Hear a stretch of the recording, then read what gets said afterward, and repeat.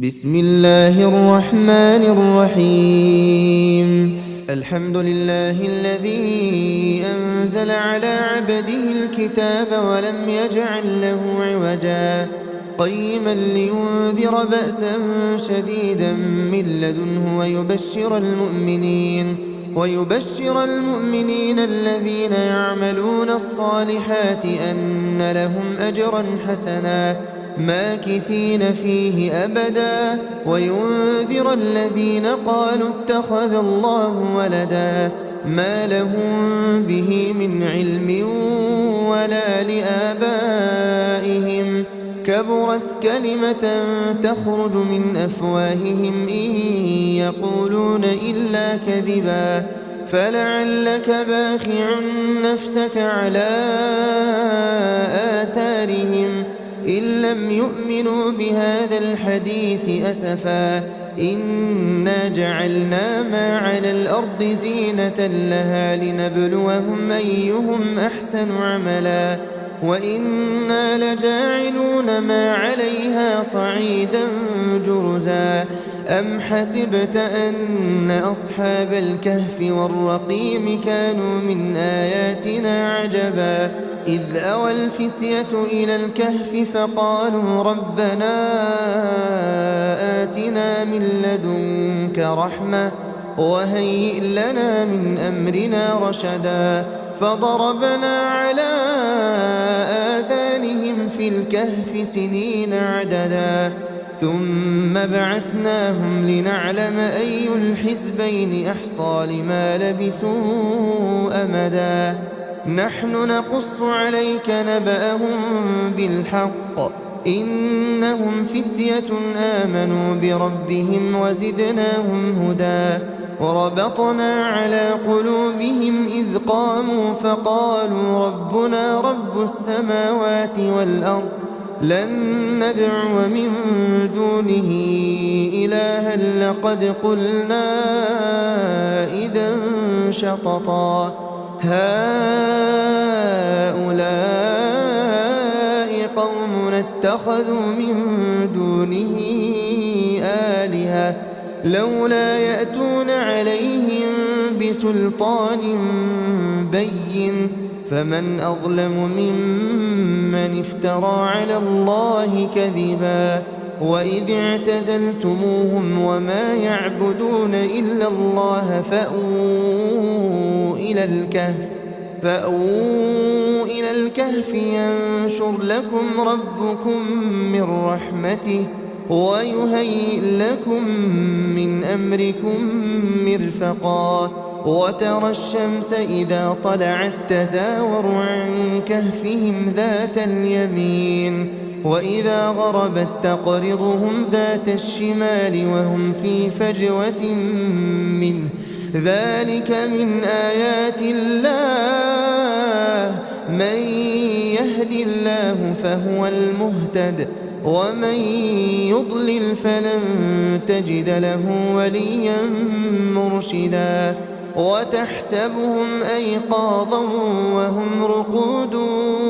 ونقلبهم ذات اليمين وذات الشمال وكلبهم باسط ذراعيه بالوصيد لو اطلعت عليهم لوليت منهم فرارا ولملئت منهم رعبا وكذلك بعثناهم ليتساءلوا بينهم قال قائل منهم كم لبثتم قالوا لبثنا يوما أو بعض يوم قالوا ربكم أعلم بما لبثتم فابعثوا أحدكم بورقكم هذه إلى المدينة فلينظر أيها أزكى طعاما فليأتكم برزق منه وليتلطف ولا يشعرن بكم أحدا إنهم إن يظهروا عليكم يرجموكم أو يعيدوكم في ملتهم ولن تفلحوا إذا أبدا وكذلك أعثرنا عليهم ليعلموا أن وعد الله حق وأن الساعة لا ريب فيها إذ يتنازعون بينهم أمرهم فقالوا ابنوا عليهم بنيانا ربهم أعلم بهم قال الذين غلبوا على أمرهم لنتخذن عليهم مسجدا سيقولون ثلاثة رابعهم كلبهم ويقولون خمسة سادسهم كلبهم رجما بالغيب ويقولون سبعة وثامنهم كلبهم قل ربي أعلم بعدتهم ما يعلمهم إلا قليل فلا تمار فيهم إلا مراء ظاهرا ولا تستفت فيهم منهم أحدا ولا تقولن لشيء إني فاعل ذلك غدا إلا أن يشاء الله واذكر ربك إذا نسيت وقل عسى أن يهديني ربي لأقرب من هذا رشدا ولبثوا في كهفهم 300 سنين وازدادوا 9 قل الله أعلم بما لبثوا له غيب السماوات والأرض أبصر به وأسمع ما لهم من دونه من ولي ولا يشرك في حكمه أحدا واتل ما أوحي إليك من كتاب ربك لا مبدل لكلماته ولن تجد من دونه ملتحدا واصبر نفسك مع الذين يدعون ربهم بالغداة والعشي يريدون وجهه ولا تعد عيناك عنهم تريد زينة الحياة الدنيا ولا تطع من أغفلنا قلبه عن ذكرنا واتبع هواه وكان أمره فرطا وقل الحق من ربكم فمن شاء فليؤمن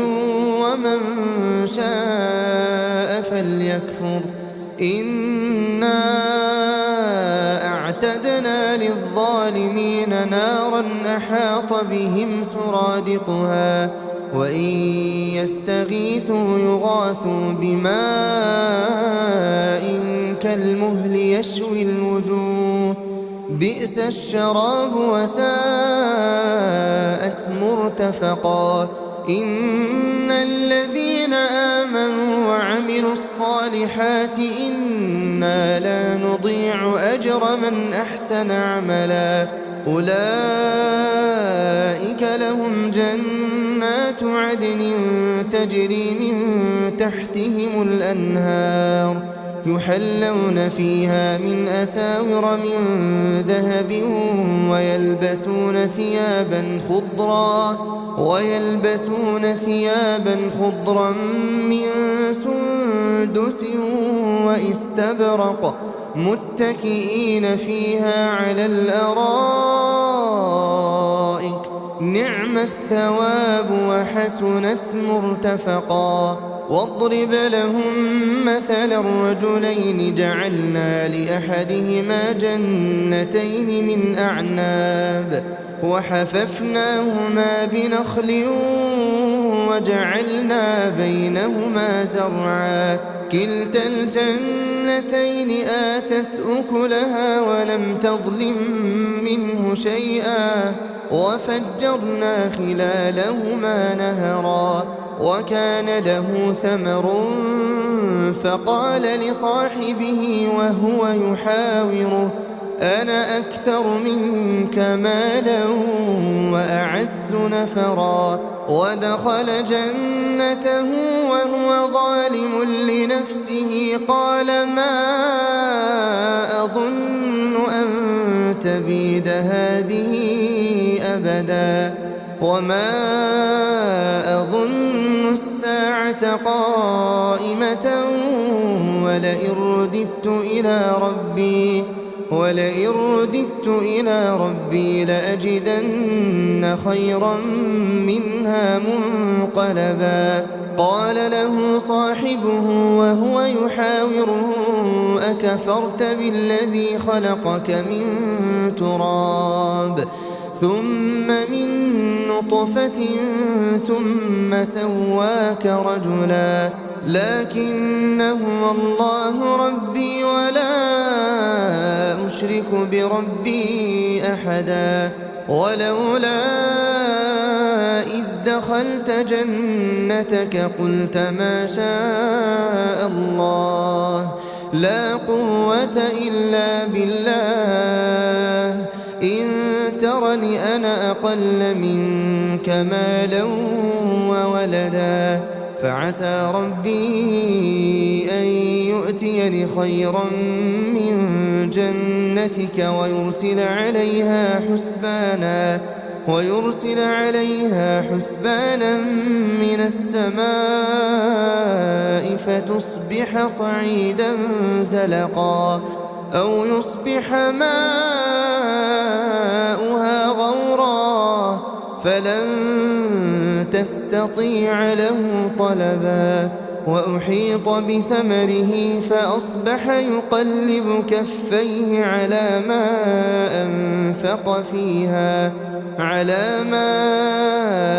أنفق فيها وهي خاوية على عروشها ويقول يا ليتني لم أشرك بربي أحدا ولم تكن له فئة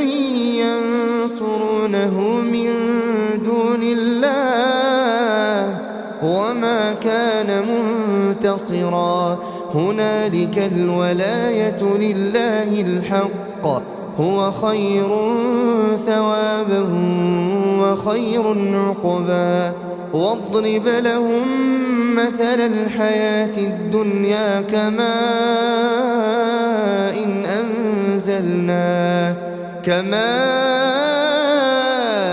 إن أنزلناه من السماء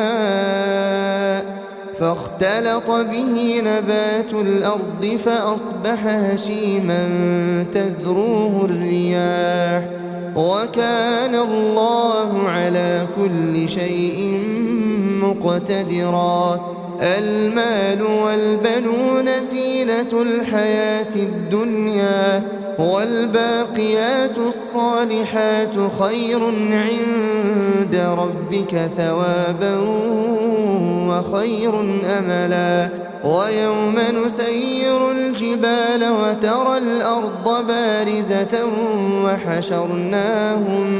وحشرناهم فلم نغادر منهم أحدا وعرضوا على ربك صفا لقد جئتمونا كما خلقناكم أول مرة بل زعمتم أن لن نجعل لكم موعدا ووضع الكتاب فترى المجرمين مشفقين مما فيه ويقولون يا ويلتنا ما لهذا الكتاب لا يغادر صغيرة ولا كبيرة إلا أحصاها ووجدوا ما عملوا حاضرا ولا يظلم ربك أحدا وإذ قلنا للملائكة اسجدوا لآدم فسجدوا إلا إبليس كان من الجن ففسق عن أمر ربه أفتتخذونه وذريته أولياء من دوني وهم لكم عدو بئس للظالمين بدلا ما أشهدتهم خلق السماوات والأرض ولا خلق أنفسهم وما كنت متخذ المضلين عضدا ويوم يقول نادوا شركائي الذين زعمتم فدعوهم فلم يستجيبوا لهم وجعلنا بينهم موبقا ورأى المجرمون النار فظنوا أنهم مواقعوها ولم يجدوا عنها مصرفا ولقد صرفنا في هذا القرآن للناس من كل مثل وكان الإنسان أكثر شيء جدلا وما منع الناس أن يؤمنوا إذ جاءهم الهدى ويستغفروا ربهم إلا أن تأتيهم سنة الأولين أو يأتيهم العذاب قبلا وما نرسل المرسلين إلا مبشرين ومنذرين ويجادل الذين كفروا بالباطل ليدحضوا به الحق واتخذوا آياتي وما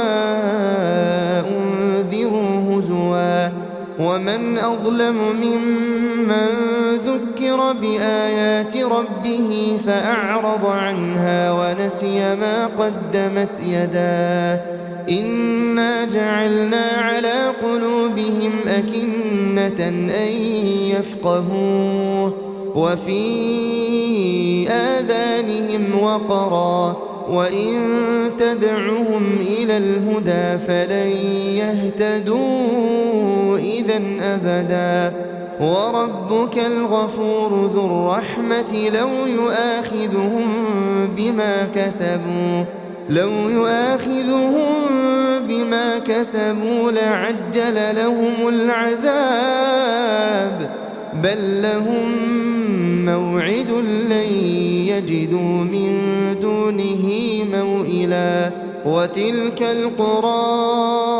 أهلكناهم لما ظلموا وجعلنا لمهلكهم موعدا وإذ قال موسى لفتاه لا أبرح حتى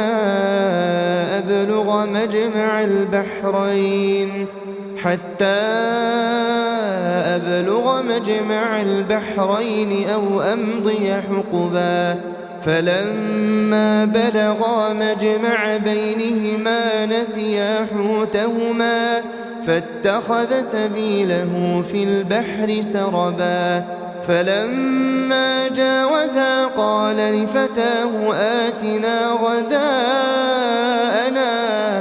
لقد لقينا من سفرنا هذا نصبا قال أرأيت إذ أوينا إلى الصخرة فإني نسيت الحوت وما أنسانيه إلا الشيطان أن أذكره واتخذ سبيله في البحر عجبا قال ذلك ما كنا نبغي فارتدا على آثارهما قصصا فوجدا عبدا من عبادنا آتيناه رحمة من عندنا وعلمناه من لدنا علما قال له موسى هل أتبعك على أن تعلمني مما علمت رشدا قال إنك لن تستطيع معي صبرا وكيف تصبر على ما لم تحط به خبرا قال ستجدني إن شاء الله صابرا إن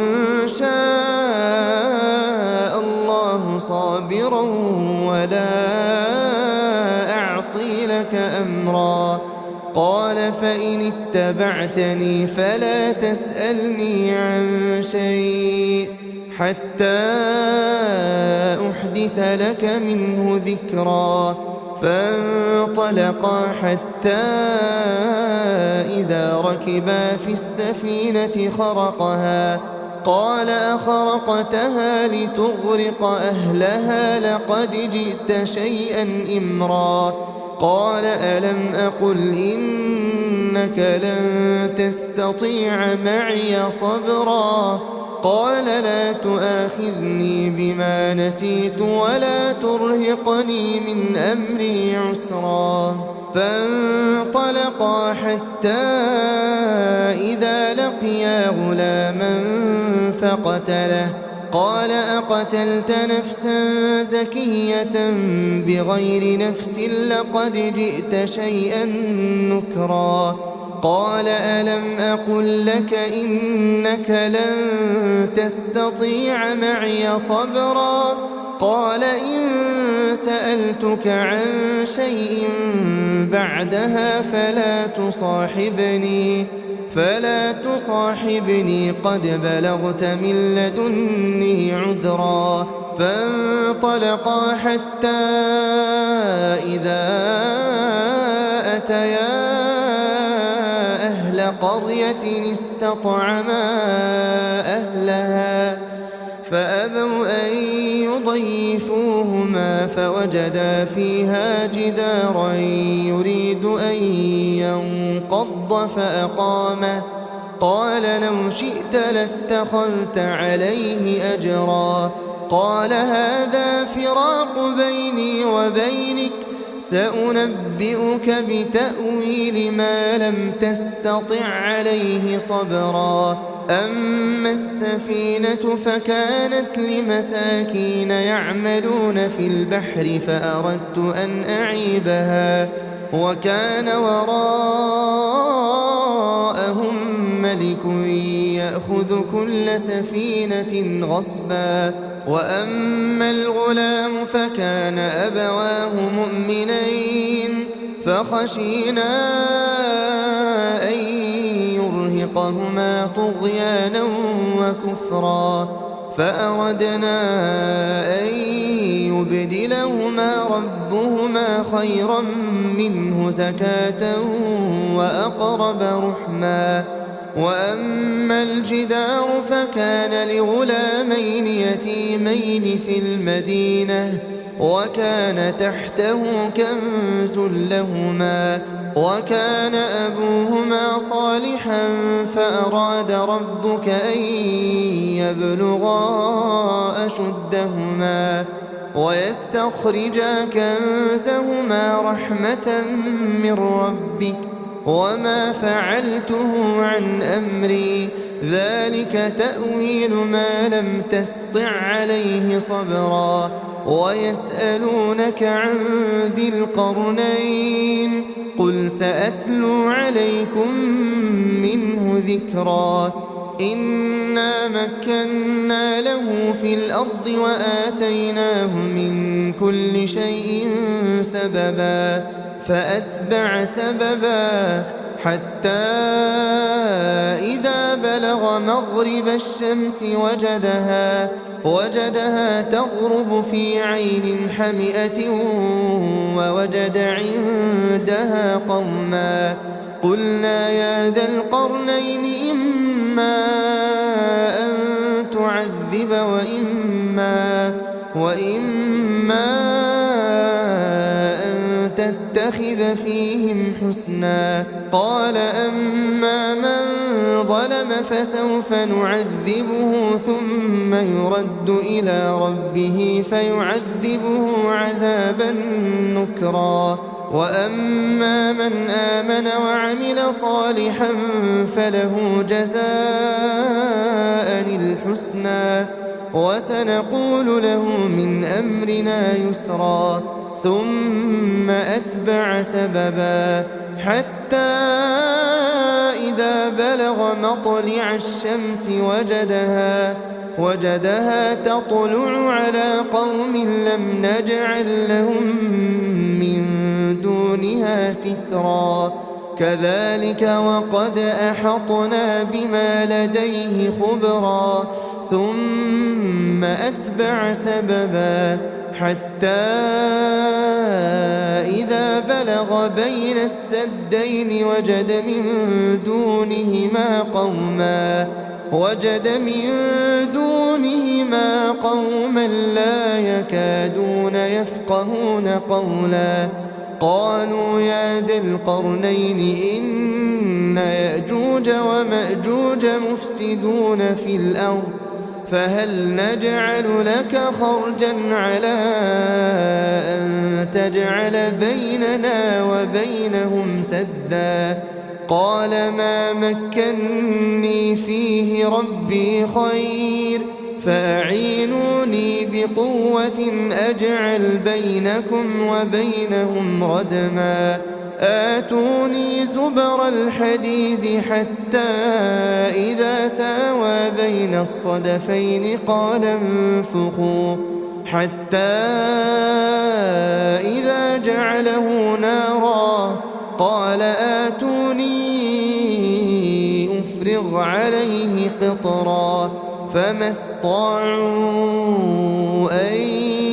يظهروه وما استطاعوا له نقبا قال هذا رحمة من ربي فإذا جاء وعد ربي جعله دكاء وكان وعد ربي حقا وتركنا بعضهم يومئذ يموج في بعض ونفخ في الصور فجمعناهم جمعا وعرضنا جهنم يومئذ للكافرين عرضا الذين كانت أعينهم في غطاء عن ذكري وكانوا لا يستطيعون سمعا أفحسب الذين كفروا أن يتخذوا عبادي من دوني أولياء إنا أعتدنا جهنم للكافرين نزلا قل هل ننبئكم بالأخسرين أعمالا الذين ضل سعيهم في الحياة الدنيا وهم يحسبون أنهم يحسنون صنعا أولئك الذين كفروا بآيات ربهم ولقائه فحبطت أعمالهم فلا نقيم لهم يوم القيامة وزنا ذلك جزاؤهم جهنم بما كفروا واتخذوا آياتي ورسلي هزوا إن الذين آمنوا وعملوا الصالحات كانت لهم جنات الفردوس نزلا خالدين فيها لا يبغون عنها حولا قل لو كان البحر مدادا لكلمات ربي لنفد البحر قبل أن تنفد كلمات ربي ولو جئنا بمثله مددا قل إنما أنا بشر مثلكم يوحى إلي أنما إلهكم